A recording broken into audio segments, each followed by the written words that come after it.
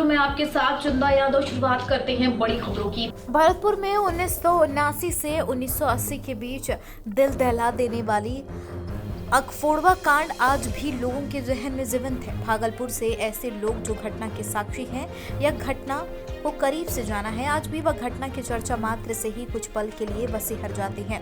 घटना उस समय की है जब भागलपुर में अपराध अपने चरम पर था।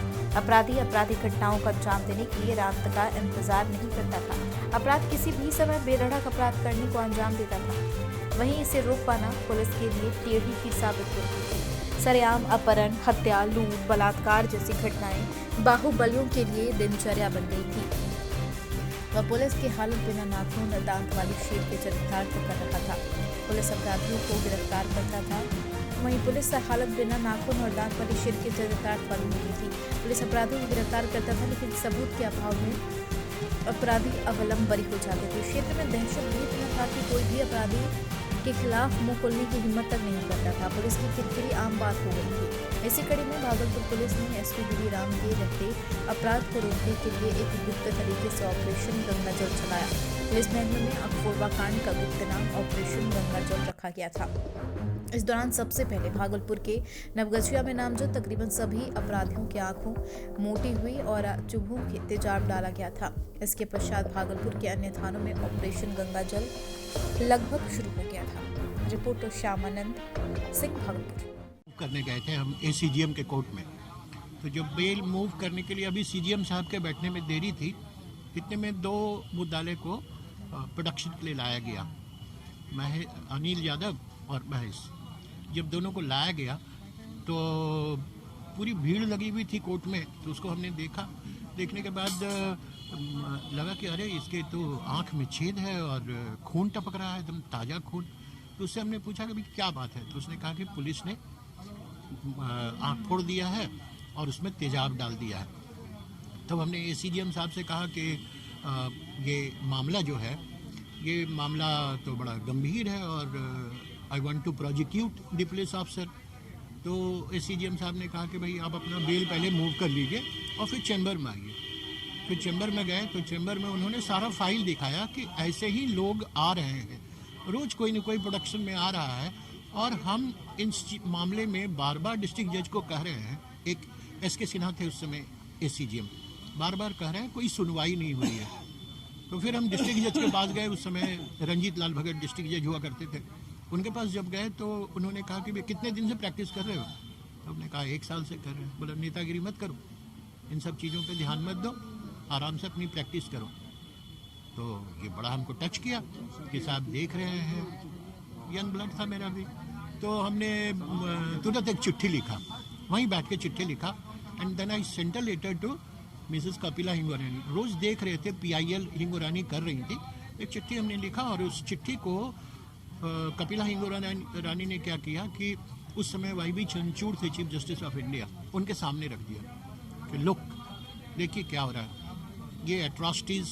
हमने उसमें लिखा था कि फ्रेश ब्लड वॉज ट्रिकलिंग, टपक रहा है खून। तो कहा देखिए क्या हो रहा है। तो जस्टिस चंद्रचूड़ ने रजिस्ट्रार जनरल को इंक्वायरी के लिए दिया कि भाई देखिए ऐसे चिट्ठियाँ आती रहती हैं, and that letter was treated as letter writ. उसको लेटर रिट ट्रीट किया गया। इंक्वायरी हुई, रजिस्ट्रार जनरल ने इंक्वायरी कहा कि हाँ सही है, इट इज़ अ फैक्ट। तो जब ये ट्रुथ हो गया तो at that time it was a case Ram Kumar Mishra versus state of Bihar, यही केस था। फिर बिहार सरकार को नोटिस किया गया। नोटिस करने के बाद जितने 33 लोग का आँख फोड़ा गया था, उन सबका इलाज कराया गया। उसके रिहैबिलिटेशन का ऑर्डर हुआ, उसको ट्रेनिंग दिया गया, किसी को मोमबत्ती बनाने का, किसी को कुछ ट्रेनिंग दिया गया ताकि इनको काम दिया जाएगा। फिर एक मुश्त कुछ पैसा मिला, फिर कंपनसेशन मिला। आज कंपनसेशन 750 मिल रहा है। 40 साल हो गया। आज के दिन में कम से कम कंपनसेशन 20,000 रुपये होना चाहिए। 20,000 से कम में क्या खाएगा परिवार के साथ आदमी खाएगा? तो कंपनसेशन में रिवाइज नहीं हुआ है। थक हार के हमने डीएम को भी चिट्ठी लिखा। डीएम ने भी आज समझिए नवंबर 19 से बंद है इनका कंपनसेशन का अमाउंट नहीं मिल रहा है। दे आर बेगर, भिकमंगा हो गया ये लोग। जो रिहैबिलिटेशन होना था समाज ने भी छोड़ दिया, कानून ने भी छोड़ दिया। कई सरकारें आई, कभी इसका सरकार कभी उसका सरकार, बस किसी सरकार ने ध्यान नहीं दिया इन पे। और सुप्रीम कोर्ट के निर्णय का अनुपालन कैसे नहीं होता है, इसका एक जीवंत उदाहरण है ये। रिहेबिलिटेट किया नहीं किया इन लोगों को, नतीजा ये है कि और कोई है भी नहीं इसका। उस समय भी हमने फ्री किया था, आज भी फ्री कर रहे हैं। तो जिस चीज़ को आप लेके चलते हैं तो आपको लगता है कि इसको एक मुकाम तक पहुंचाएं।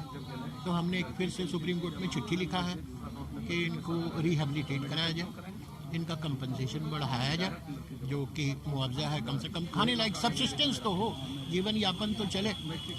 और सरकार को कहा जाए कि भाई इनको जो ट्रेनिंग दिया गया है उस ट्रेनिंग के अनुकूल इनसे काम लिया जाए, और जो एरियर है एरियर का भुगतान किया जाए। जिस समय घटना हुई थी उस समय आपकी उम्र कितनी थी? लगभग 6-7 साल के होंगे। पता था इतना बड़ा कुछ कहते थे कि कैसे क्या घटना हुई? नहीं, ये बात नहीं मालूम। वो बताते नहीं थे? वो तो बाका गए थे, बाका में ट्रेन से आ रहा था, वहीं कुछ पुलिस लोग पकड़ा और पुलिस से झंझट हुई, वहीं खो दिया। ये लोग बदमाश थे।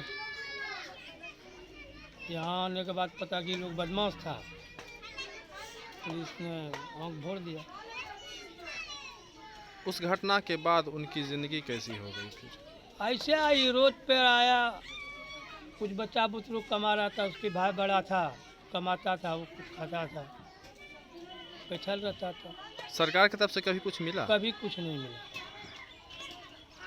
एक बार फिर से सुप्रीम कोर्ट में अर्जी दी गई है कि इन लोगों को कुछ मिला नहीं या फिर पेंशन उसन नहीं मिल रहा है, कुछ नहीं मिला। तो कुछ आस जगी है?